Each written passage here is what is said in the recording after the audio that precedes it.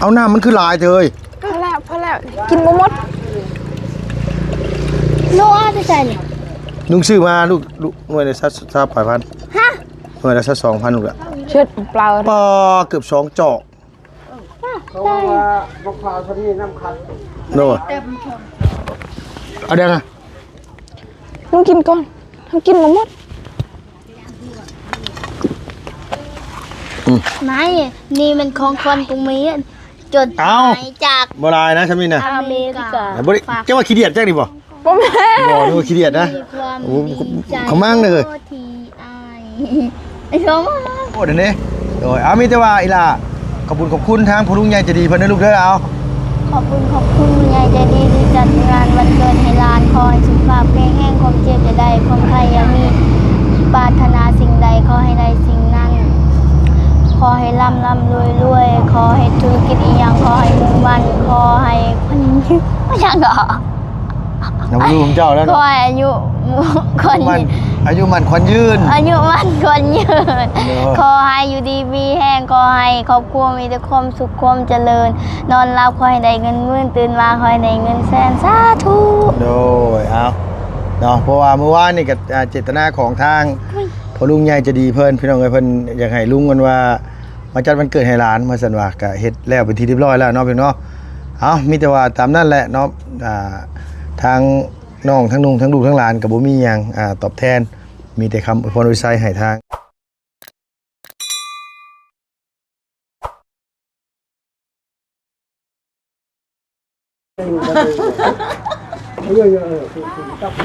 ไม่ยังบ่เครียดให้กันยังเขาว่าตัวเครียดไอ้เตงได้เอาแม่จริงๆว่าอีหลีได้แล้วว่าก็มีเครียดแล้วว่ะว่าเตงบ่กินเบียร์น้ำเฉพาะเมื่อคืนนี่เครียดว่าบ่กินเบียร์น้ำเฉพาะกันตัวแน่ตัวยุกมาแม่มานี่ยุกมาโลด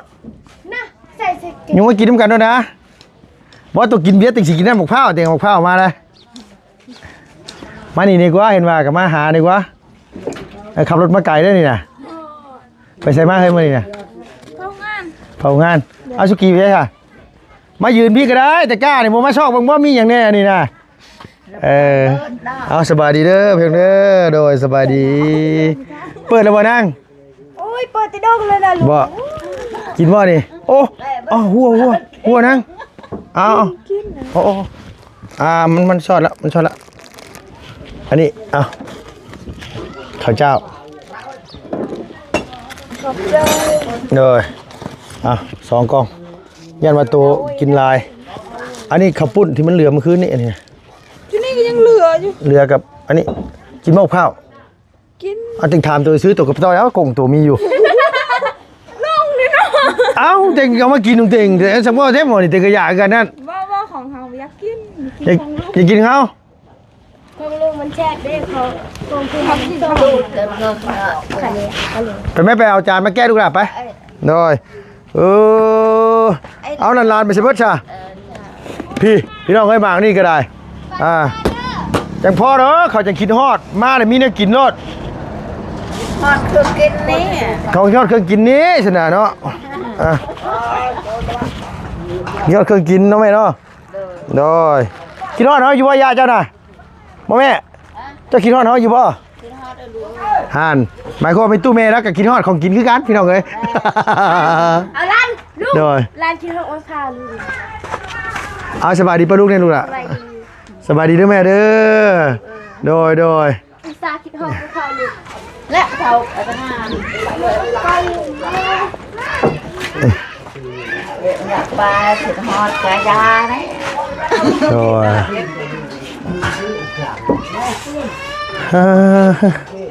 หมายความว่า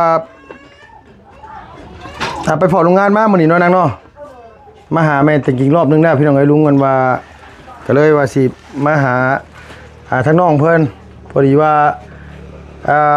ลุงว่าสิให้อีหลาเลี้ยงขอบบุญขอบคุณทั้งผู้ใหญ่ใจดีเพื่อนเมื่อคืนนี่นะโทรศัพท์แบตมันฮ้อนพี่น้องเอ้ยมันตัดไปซื้อมะพร้าวลุงซื้อหน่วยแล้ว22,000 กีบ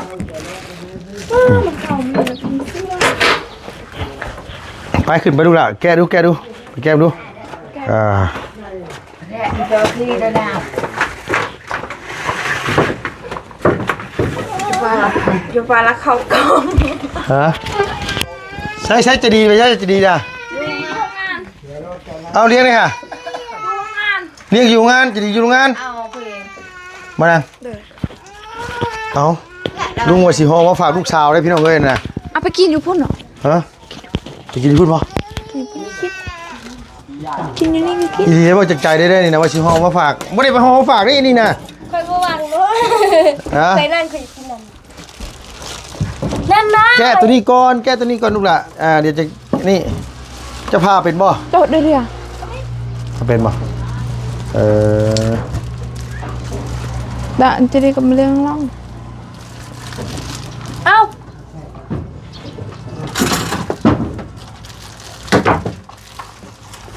มาไม่ตู้แม่ซิวแม่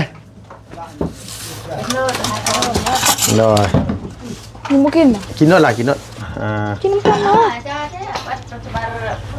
กินน้ำกันอันเจ้าอัน โอ้ย จ่าได้นะจ๊ะนึงสิกินบ่ข้าวปุ้น บ่อันนี้เขาลวกไว้ใหม่เลยนะเขาลวกไว้เลยนอย ข้าวปุ้นอยู่นี่ยังมีอยู่ ใช่ป่ะนะชีมันอยู่กับมิใช่ป่ะละว่าเช็ดมาให้เลี้ยงกินนะให้เลี้ยงคือน้ำยาน้ำยา น้ำยาอย่างนั้น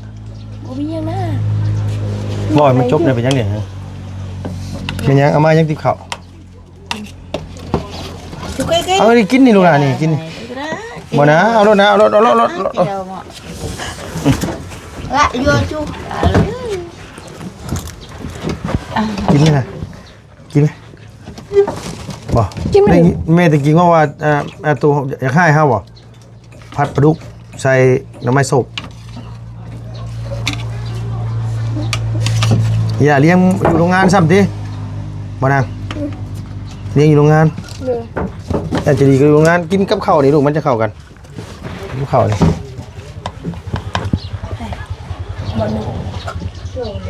มาขายยังมาหนูหัน นั่นมันจะขับได้นะ เดี๋ยวพี่น้องไปเบิ่ง ได้ได้ สลีก่อน จะได้เยอะ จ้า เนี่ยเลยเหรอ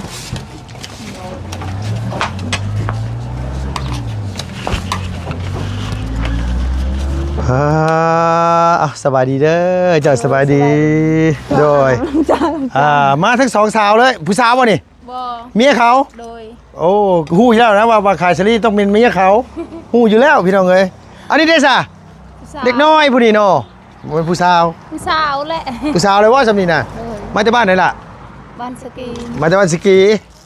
เทิงหรือสกีลุม สกีเทิง โอ้สกีอะตองนี่เนาะ โดย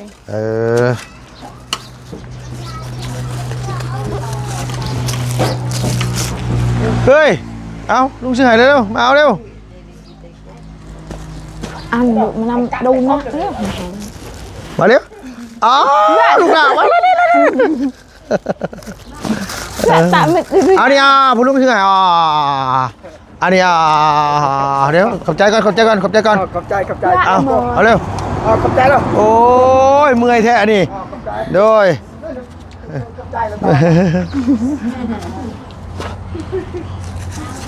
เพื่อไอ้เมื่อเรียบไปได้เลย แต่เลือกก็ได้แล้ววะ โดย บ่ให้แล้ววะ บ่ดอก บอกมีลูกจะคนไหนเจ้า 1 มีลูกคนหนึ่งแต่งงานจักปีแหละ 3-4 ปีแล้ว 30 ปี โอ้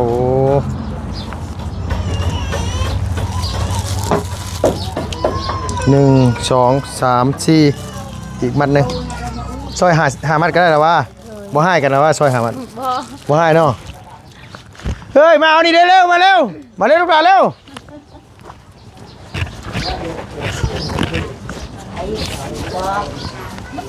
โอ้แล้วเงินกันบ่อเธอเฮ้ยเงินขี้ลายเธอเฮ้ยเงินบ่อดีได้มื้อนี้น่ะอันนี้มันยันว่ามันบ่อยันว่ามันขี้ลายยันว่าจะบ่เอาน่ะมันขี้ลายได้มันขาดหน่อยนึง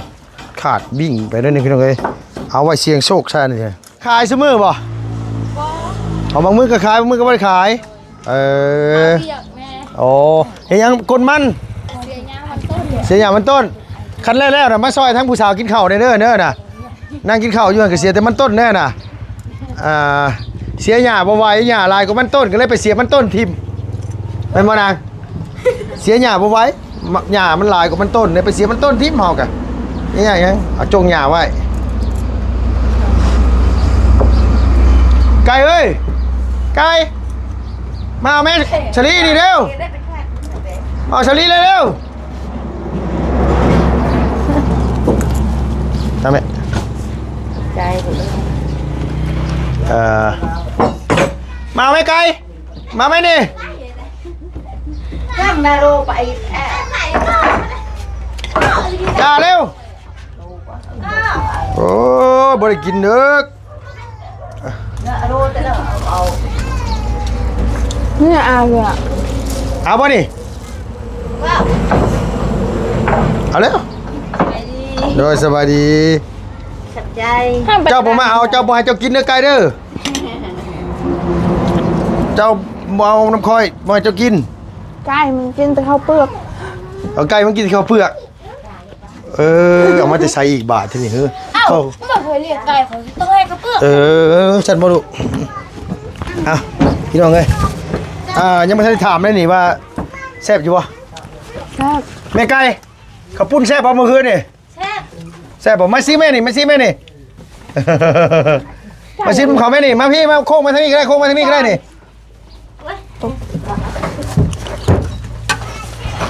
ไหนมาซิมึง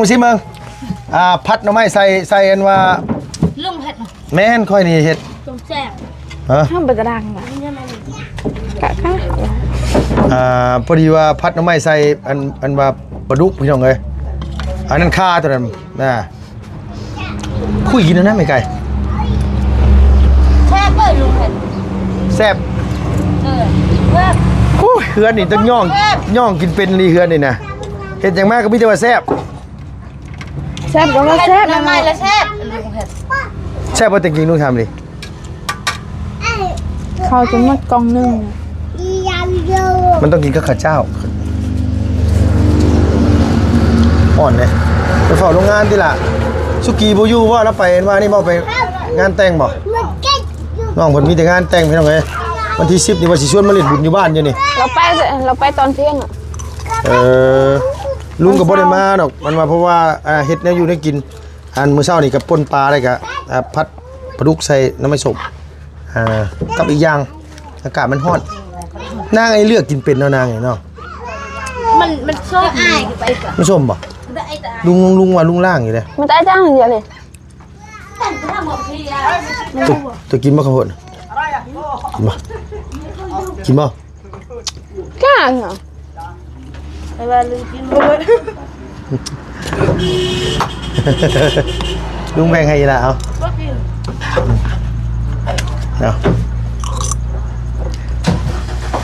คือหูจะความแต่แท้อันตัวกินบ่ได้บัดนี่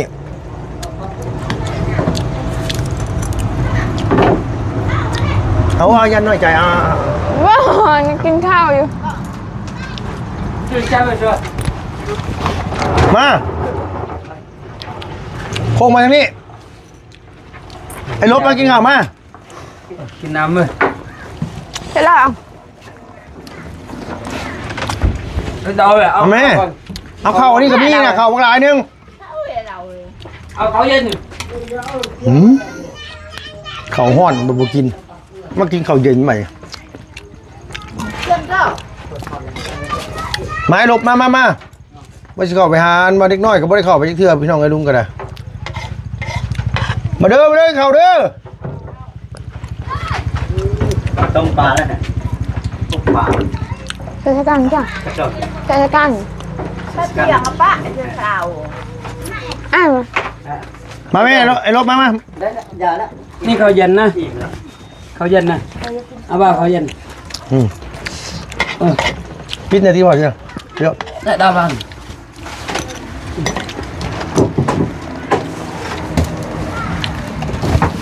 ต้มเองเลยมาลุงเฮ็ดเองคุยกับแม่ให้ชี้จำเอามีอะไรถุงกับมีน่ะหนูมากินเนาะมากินอ่ะมุงจังที่ไปได้กินยาเก่าไปมียังกินยาเก่าบ่ได้มีกินไม่ อยากกับปลาลำปลาใส่ เฮ้ถุงยางกันเทหมดแล้วเขาไม่ได้ให้จ้ำเลยพอใกล้เลยพอใกล้เขาไม่ได้ให้จ้ำเขาให้คุยเอาคุยเอาเทแล้วทำถุงยางกันอะไรขนาดนั้นไม่เยี่ยมอ่ะ กับปลาเอาไป ไอ้ลบแซ่บอยู่ว่ากระปุ้นเมื่อคืนนี่ แซ่บอยู่แซ่บอยู่ พอใกล้แซ่บป่ะ แซ่บเนาะตั้งคายก็ได้เลยเจ้าเกือบท้องถ้วยฮะ เบิดขายเลยเบิดขายเดี๋ยวมูจะได้กินน้ำแล้วก็มีเนาะเบิดขายยันมูได้กินน้ำป่ะมึงตั้ง คายตั้ ร้าง น คาย หา ได้แล้วตั้งหา บ่ขายยังบอกยันมูได้กินน้ กูมีเฮ็ดทานดิ ำมีนั่นกับจะได้สูตรกับชิบอกหรอก หักแล้วนี่แบบอยู่ตลาดสิปูนเลยได้จะเห็นนั่นคือกันเลยนำ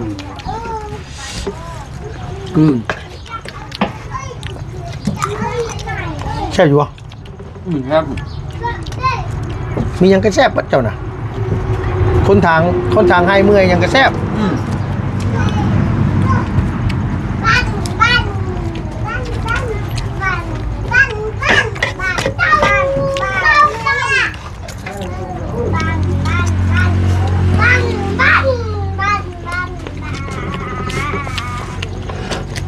เจอเพื่อนไปฮักเครื่องในกระเสียบวะเสียบไม้วะมาพ่อจ้ามา หัดเอา ห้องน้ำก็ยังไม่ซื้อถังมาให้เขาอยู่ลองมา ได้แล้วค่ะ ใช่ไหม ทาง ทางใหญ่เลย ทางนี้ ไว้ตัวน้ำอ่ะได้ได้ อากันกี้นะกระเล่านะกระเล่าแปะ แม่นตัวใหญ่ๆมาไว้น้ำเดี๋ยวลูกจะปนเขาชื่อไม่ให้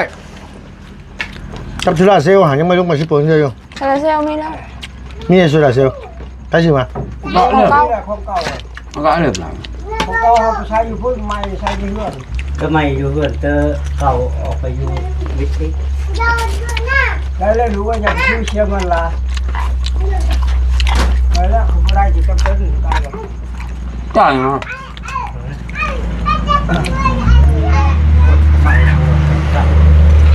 พ่อเดี๋ยวพี่ยังไงพ่อแน่ง อันนี้ก็เพิ่นช่วยเลยแต่ก็เพิ่นช่วยแล้ว น่าไม่ได้มันเข้ากันอยู่ป่ะพอไก่ข้าวจ้าข้าวเหนียวก็กินกับนี่เข้ากันอยู่ป่ะ ไปเนาะ ได้อยู่ป่ะ เอาเลยเรื่องเยอะเลยได้ หมายความว่าเจ้ากินยังก็ได้เนาะ ตัวนี้แล้ว โดยได้เชื่อเขามั่งเลยมองทีเอาไปโดยเลยนายเชื่อเหมือนที่เชื่อบรรดาช่วยปล่อยทีละทีเนาะตัวนี้ตัวนี้ต่างชาติตัวพอเลี้ยง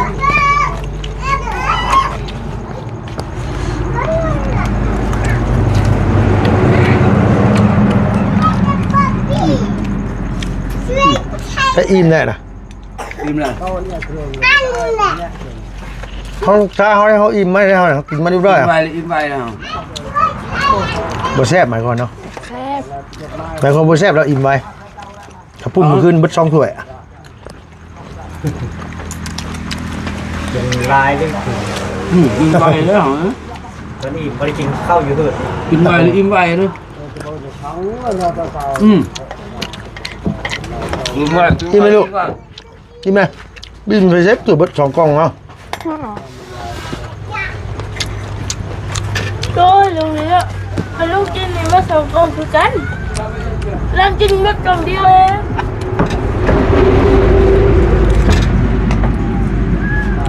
น้องเลี้ยงมาอยู่โรงงานพี่น้องเอ้ยเนาะโอ้ย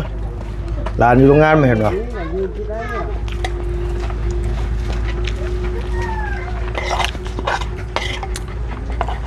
เพิ่นว่าเพิ่นบ่มีข้าวกินเห็นว่าบ่ได้กินข้าวแต่เช้าพู้เว้าคือเพิ่นเว้าเนาะอันนี้ไปให้นั่นนะจะดีกับเลี้ยงเด้ออันนี้ให้โตะเนี่ย กินหมดนะ เอาอิ่มเลย ม กินข้าวแล้ว มาอยู่มาอันว่าหาเมนจะดีมาแจ้งข่าวดีเพิ่นไม่ต้องไงเนาะมาซิเมนอย่างเดียวรู้สิไปอันว่าหาเราก่อน ไป เมนตะกิ้ง แม่จะจริงว่าแม่จะดี เอาว่าเมนจะดีบ่เมนตะกิ้งเมนตะกิ้ง แม่จะดีหรือว่ากิน แม่นบ่ไม่ยืนตัวนึงบ่โอเคเดี๋ยวเลยเมื่อคืนนี่จัดวันเกิดหลานพี่น้องกันป๊าดโตพากันกินคักกินแน่ดีรอเมื่อคืนนี่นะข้าวปุ้นเค้กน้องเพิ่นอันอยู่คนอยู่บ้านดงเฮ็ดนี่ก็แซ่บได้พี่น้องเอ้ยแซ่บตัวคือบ่กินฮ้อน แม่แล้วก็ไปไทยก็เดาแม่เดือนสี่เดือนห้า เออเตาโจรนั่นมันยักษ์โจร เอาอิ่มได้นางไง ตังโหดเสือบูน นี่อะไรแบบ ไปเอ้ยเงี้ยคือ เอาบุญมันปลาแล้วไปใช้คือเห็นเนาะ ดูงาน ไปเอางานบ่ บะตูน เราไปถ่ายจะดีครับมันเลี้ยงอยู่โรงงานเนาะ เด้อ ตังลงไงเราก็ได้ไป จะไปกับไผ ค่ะ บ่บุญมันปลา ไปกับบะตูน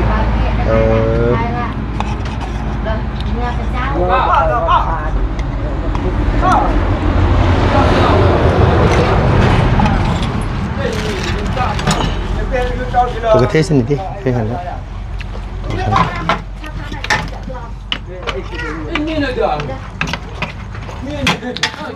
ชาวชาวเทเลยบ่ ที่รถ เจ้าเราเคยไปที่ชิดเจ้าที่เข้ามาเลยจ้ะฮะเจ้าที่ไหนจะต้องมาที่เข้ามานี่เกย์ ห้อนใช่ปะโอ้ยใช่ไงเอามีดมาผ่าข้าวนี่กูทางไป กินได้แม่ลูก กินยังบ่ อย่าเป้าจุละ อยู่ไว้พี่น้องเอ้ยฮ้อน เกะเลยเจาะเนี่ย60เลยคือเจาะใช่เจาะ ฮ้อนดิไม่ยังเกาะหามีดมาดูนางสบายดีเด้อตุพอเด้อโดยมาไปล้างก่อน ไปล้างบ่ฮ้อนแท้อันนี้บ่ช่างเป็นแท้อันนี้ฮ้อนแฮงพี่น้องเอ้ย เจ้าเลยนะป้าก็เจ้าอย่าเจ้าเลย10,000ชาวพันแบบโลเจ้าเองเนี่ยป้าเดี๋ยวก็จะ บักหลาไปอันว่างานแต่งบ่ จับ วัดเชิญ แม่น แต่วัดเชิญแล้วป่ะ แม่นแหละ วัดเชิญ เรามาตอนแรกมาบัตรเชิญโอ้ลายดีบัตรเชิญลายบอลลายมัน ว้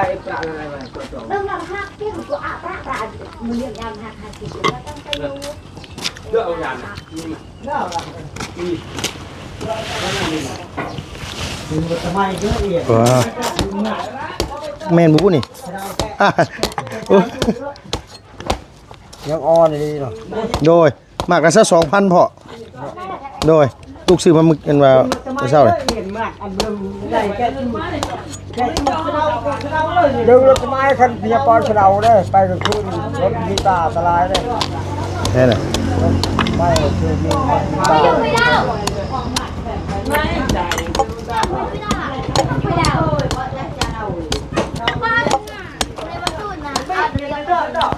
เอาที่เลย ด้วยมาจาก ดูทาง แกกุดนั่งบึ้ม เลย กินฮัลโหลสบาย บ่พี่มานี่แน่กว่า แว่เนี่ย มาใช่ลูกอ่ะไปอยู่กันน่ะ ตู้เบาบุญกับดีคุณอย่าง ทำไมค่ะ กว้างไม่ดูหลับเดี๋ยวเบาตัวเบาแบบ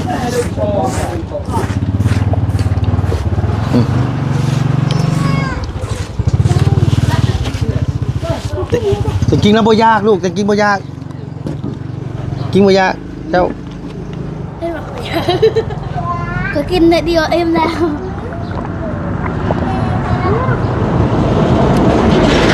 เลยเคยกินอันนี้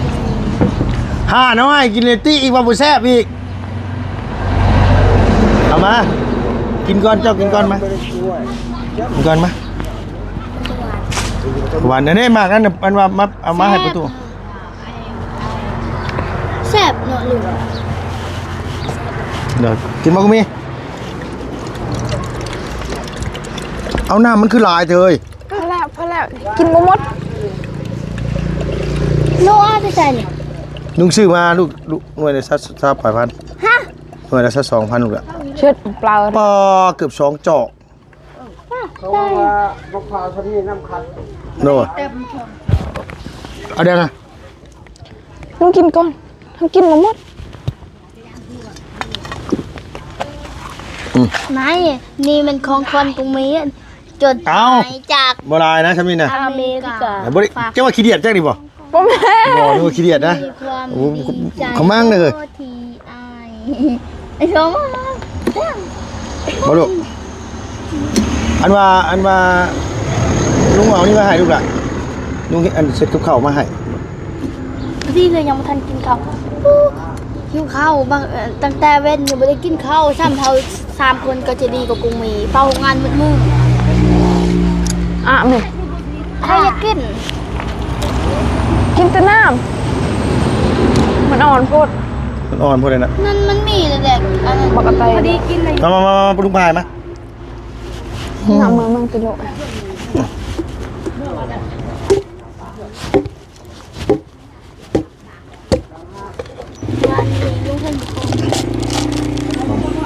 เอามีอยู่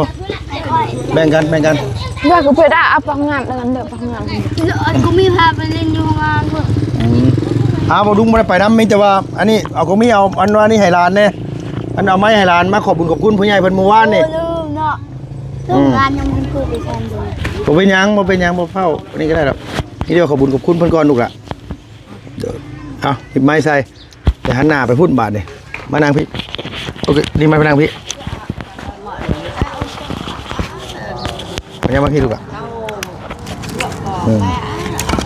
นั่นแหละเนาะคือบ่าวบวงหน่อยเอ้ย ไม่ป้ายควายเลย เดี๋ยวมีแต่ว่าผู้ลุงใหญ่จะดีผู้เพิ่นนั้นว่าฝากเงินมาให้อีหล่าตอนนั้นคนละ5 ล้านนะลูกเด้อ โดย ที่จัดวันเกิดให้อีหล่าเมื่อคืนนี่มีแต่ว่าเพิ่นบ่ได้ออกชื่อเสียงในนามดอกเพิ่นก็ให้ลุงมาเป็นสะพานบุญจัดวันเกิดให้หลานมาสั่นว่าเนาะพี่เนาะก็จัดหนักจัดเต็มเลยเมื่อวานนี่เอาเค้ก2 ก้อนข้าวปุ้นอีกหม้อว่าไงข้าวปุ้น13 โลกินบ่เบิดว่าซั่นว่าเนาะแต่มันหลายโพดอันนี้โดยมีแต่ว่าอีหล่าขอบคุณทางผู้ลุงใหญ่ใจะดีเพิ่นนะลูกเด้อเอา ขอบคุณคุณยายใจดีที่จัดงานวันเกิดให้หลานขอให้สุขภาพแข็งแรงความเจ็บจะได้ความใครอย่ามีปรารถนาสิ่งใดขอให้ได้สิ่งนั้น ขอให้ร่ำรวยขอให้ธุรกิจอีหยังขอให้มุ่งมั่นขอให้คนยืนไม่ยังเหรอ อย่ามาดูของเจ้าแล้ว ขอให้อายุคน มัน ยืน อายุมันควันยืน อายุมั่นคนยืน เออ ขอให้อยู่ดีมีแห้งขอให้ครอบครัวมีแต่ความสุขความเจริญ นอนหลับขอให้ได้เงินหมื่นตื่นมาขอให้ได้เงินแสนสาธุ โดยเอาเนาะเพราะว่าเมื่อวานนี่กับเจตนาของทางพอลุงใหญ่จะดีเพิ่นพี่น้องเอ้ยเพิ่นอยากให้ลุงกันว่ามาจัดวันเกิดให้หลานมาสั่นว่าก็เฮ็ดแล้วเป็นที่เรียบร้อยแล้วเนาะพี่เนาะเอามีแต่ว่าตามนั้นแหละเนาะทางน้องทั้งนุ่งทั้งลูกทั้งหลานก็บ่มีหยังตอบแทนมีแต่คำอวยพรอวยไซให้ทางผู้ใหญ่ใจดีเพิ่นให้อ้ายเพิ่นมีความสุขกายสบายใจได้เด้อขอให้ร่ำให้รวยอย่าเจ็บอย่าจนสุขภาพพรรณนามัยแข็งแรงเนาะไปเที่ยวก็ขอให้มีความสุขหลายๆได้เด้อที่ได้จัดวันเกิดให้ลูกหลานบุญกุศลที่อ้ายเฮ็ดในถ้ำขอให้ไปปกปักรักษาขอให้อ้ายมีแต่ความสุขความเจริญในหน้าที่การงานทุกสิ่งอย่างเนาะสาธุโดยสิไปโรงงานบ่ ด้วย โอเคมีแต่ว่าไม่ลงมาโดย หนักจังอ่ะไม่มันก็จ้าเตะ กลับไปเลยลูกนะข้าวโพดบักซรี่ซื้อไว้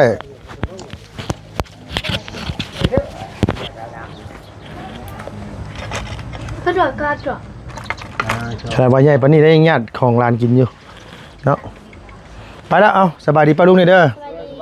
โดยสบายดีโดย พี่น้องเนาะมีแต่ว่าลุงขออย่าจบคลิปก่อนเพราะว่ามันสิค่ำสิไปหาทั้งแม่น้องจริงๆเพิ่นเฮ็ดหยังอยู่เนาะพี่เนาะโดยไปแล้วพี่น้องเอ้ยบ๊ายบายสบายดีเด้อ